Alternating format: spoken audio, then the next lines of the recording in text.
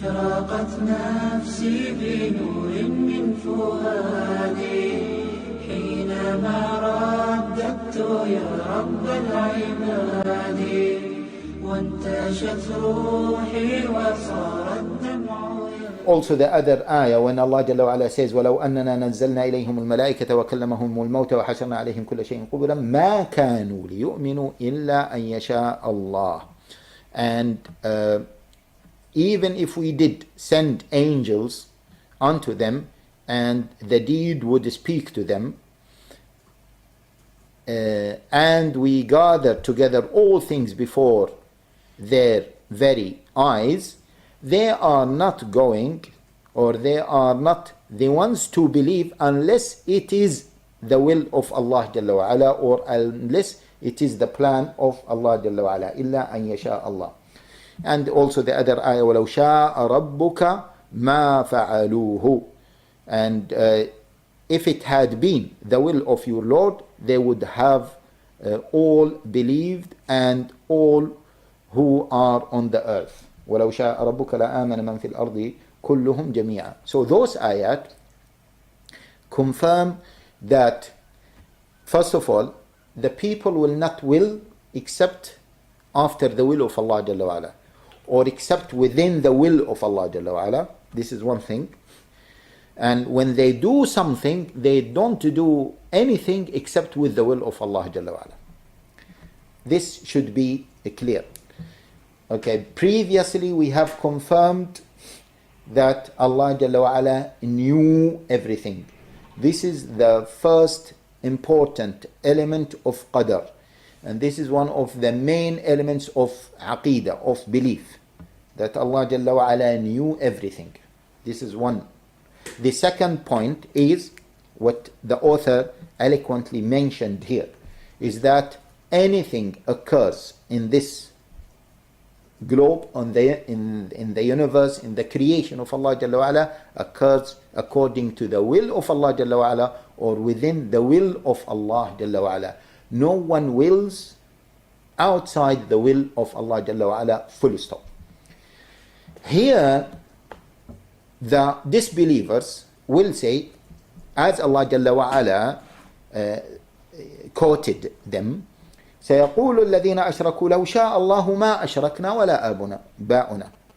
Okay, had it been the will of Allah Jalla wa Ala to disbelieve, we wouldn't disbelieve, or we wouldn't disassociate someone, we wouldn't associate someone beside Allah Jalla wa Ala. So they are using the will of Allah Jalla wa Ala to justify their shirk by saying that had Allah Jalla wa Ala didn't will this, we wouldn't have associated someone beside Allah Jalla wa Ala. Here, first of all, we say that they are using this to justify the shirk, and they are not using this to show that they are believing in the will of Allah Jalla wa Ala. This is the first point that we have to remember. The second point is, we say to them that Allah Jalla wa Ala ordained everything, and Allah Jalla wa Ala willed everything, and Allah Jalla wa Ala decreed everything. And part of the decree of Allah Jalla wa Ala is to give you the choice.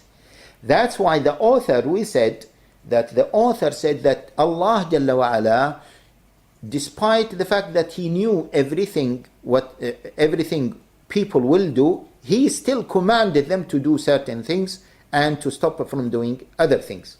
So these commandments and these prohibitions will have no value if Allah Jalla wa Ala knows that we do not have the choice to act upon them and the choice to stop what He commanded us not to do.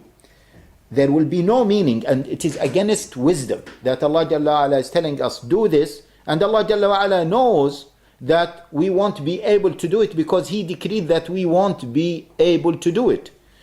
It has no meaning to that Allah Jalla wa Ala, the all-wise, the all-just, to say to us, don't do this, and He knew and He forced us to do it. Not just He knew, He also forced us to do it, and He deprived us from the ability to act on what He commanded us to do or what He prohibited us from doing so. The commandments of Allah Jalla wa Ala will have no meaning if that is the case. And if the disbelievers or the polytheists, they use this ayah, وَلَوْ شَاءَ اللَّهُ سيقول الذين أشركوا لو شاء الله ما أشركنا ولا آباؤنا ولا حرمنا من دونه من شيء. The disbeliever or the mushrikeen will say, hadn't been the will of Allah Jalla wa Ala to associate someone beside Him, we wouldn't have done that. So they are using the will of Allah Jalla wa Ala as a justification for their shirk. We say that in the other ayah, subhanallah, this is the Quran, we are not reflecting upon the Quran. The other ayah, it says, وَقَالُوا لَوْ شَاءَ الرَّحْمَنُ مَا عَبَدْنَاهُمْ مَا لَهُمْ بِهِ مِنْ ذَلِكَ مِنْ عِلْمٍ إِنْهُمْ إِلَّا يَخْرُصُونَ. The translation of this ayah, they would say, if it had been the will of Allah Jalla wa Ala, most gracious, we would not have worshipped such deities. Of that they have no knowledge. They do nothing but lie. Subhanallah. Look at this. Allah Jalla wa Ala is responding to them by saying, of that they have no knowledge. Who told you that it was the will of Allah Jalla wa Ala that you associate someone beside Him? Someone will say, and please brothers and sisters, let us look at this. Someone would say, the fact that it has happened, it means it was the will of Allah Jalla wa Ala. Okay, this is the objection. Now the response to this is, who knows, who told you that had those people done something else, it would have been also the will of Allah Jalla wa Ala. So things after they have happened, yes, they happened according to the will of Allah Jalla wa Ala. But why do you use this before you act upon certain things? So now the person had not committed any shirk. Who told you whether Allah Jalla wa Ala willed shirk for you or willed Islam for you? So don't act upon shirk and say it was the will of Allah Jalla wa Ala. Because had you have done Islam, you would say the same thing. It was the will of Allah Jalla wa Ala. So the will of Allah Jalla wa Ala includes both possibilities. It is the will of Allah Jalla wa Ala. We confirmed it after the shirk has happened. But before the shirk takes place, you cannot confirm this, as Allah Jalla wa Ala says, مَا لَهُمْ بِذَلِكَ مِنْ عِلْمٍ. How did they know this? إِنْهُمْ إِلَّا يَخْرُصُونَ. They are just telling lies. Now, some people might say, okay, could have they done something else? We say, yes, they could have done something else, because you don't know. And this is why we always say that the person should not use the qadr to justify his future actions. And he should not use qadr to justify his mistakes. Because if you think of both, okay, now, okay, let us just forget for a moment about the previous mistakes or shirk or sins that you have committed. Now, can you tell me what you will be doing? Then the person will say, I don't know. We will ask the second question, do you have the choice to do this or not to do it? Of course, every single person will say, yes, I have the choice. Then now, at the moment before doing anything, can you use the qadr of Allah Jalla wa Ala to say that I will commit shirk? You cannot use this, because you don't know whether that is the qadr of Allah Jalla wa Ala or not. I hope that the point is clear. Yeah? طيب. What about the previous sins that I have committed or the person have committed? Can I use the qadr to justify that they have been carried out by the will of Allah Jalla wa Ala? We say yes. They have been carried out by the will of Allah Jalla wa Ala because you have decided to act upon them. So this reminds us of what we have discussed before of the Mashi'a Qadariyah, or the Irada Qadariyah and the Irada Shar'iyah. And we said that the will of Allah Jalla wa Ala is divided into two types.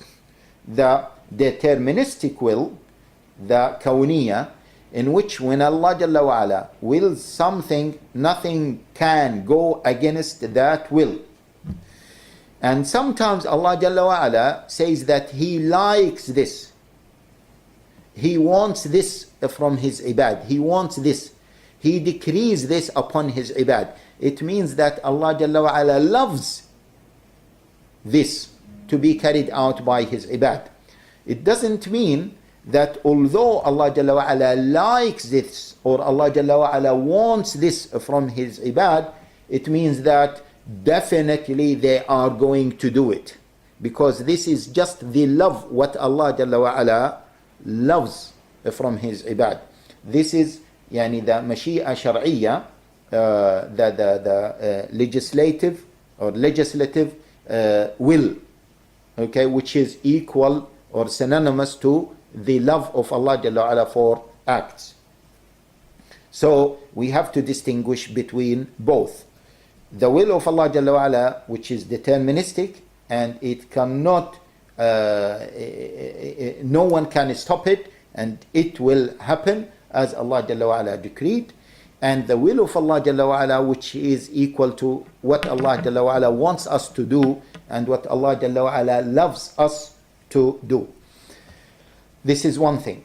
The other thing is, when we discuss the will of Allah Jalla wa Ala, we should not just discuss the ayat and the verses that talk about the will of Allah Jalla wa Ala in a very abstracted way.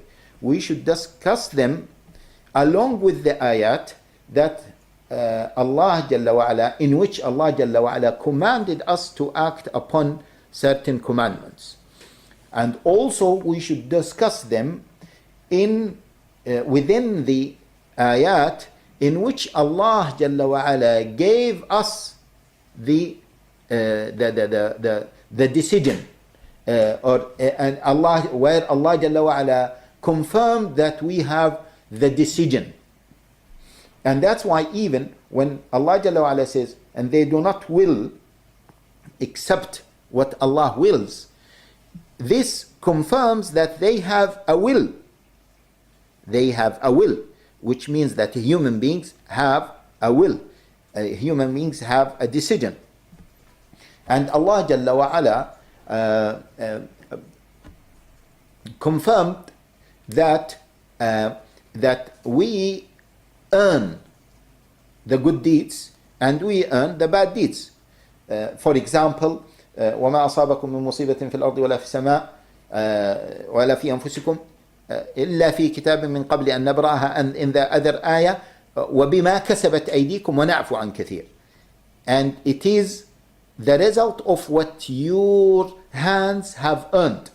So how Allah Jalla wa Ala impose those sins upon us, and our hands means our free will is not there, and then Allah Jalla wa Ala punishes us for what He forces us to do. It is impossible. Moreover, it goes against the justice of Allah Jalla wa Ala. So we have to remember that Allah Jalla wa Ala knew everything. Allah Jalla wa Ala created everything. Allah Jalla wa Ala gave us as human beings free will, and Allah Jalla wa Ala, He gave the permission to for things to happen. So let us repeat that. Allah Jalla wa Ala knew everything, and Allah Jalla wa Ala created everything, and Allah Jalla wa Ala gave us the free will. We need to add to this the justice of Allah Jalla wa Ala, that Allah Jalla wa Ala is the most just. If we remember all of these elements together, then we will have a clear understanding of the qada wa qadar, which the author discussed part of it here. Those 4 elements. طبعا, some scholars add to this the writing, that Allah Jalla wa Ala has written everything He decreed in the preserved tablet. So they said the qadar is based on these elements: the ilm of Allah Jalla wa Ala, the kitaba, the writing of everything, and that Allah Jalla wa Ala gave us free will, and Allah Jalla wa Ala created everything. And we said we add to this, okay, justice, in order to understand the qada wa qadar. If we understand all of these things together, then no one can use the will of Allah Jalla wa Ala as a justification for his sins. And we say that this person is just focusing on the ayat that prove that Allah Jalla wa Ala wills everything, and he is not focusing, or he is not remembering the ayat and the Quranic verses that confirm that the human beings also earn good deeds, and also earn bad deeds as well, or commit sins. طيب.